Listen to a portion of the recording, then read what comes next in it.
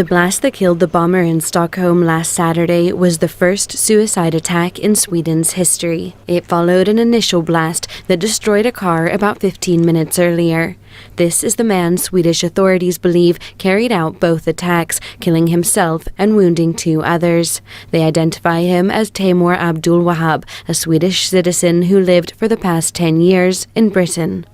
Swedish police say the bomber was loaded with 3 types of bombs and probably planned to do much more damage. Det är en spekulation att han var på väg till något ställe. Sweden's chief prosecutor Thomas Lindstrand said the bomber may have made mistakes and detonated the bombs early. He said if the streets had been more crowded, many more people might have died.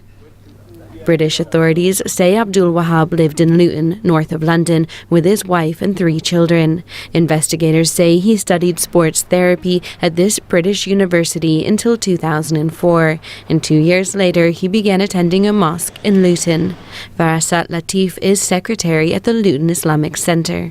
He was very friendly, very cheerful, very helpful, generally a nice character. But Latif says already Abdulwahab's views were too radical. He started preaching ideas which we considered heretical and extremist. When we asked him to refrain from preaching these ideas in the mosque, he refused basically, and because of that we had to publicly rebut his ideas, and thereafter he stormed out and we never saw him again. It's not the first time Luton or Britain has been at the centre of a terror case. 4 suicide bombers killed 52 people in 2005 in an attack on London's transport system. The bombers had met in Luton before launching their attack.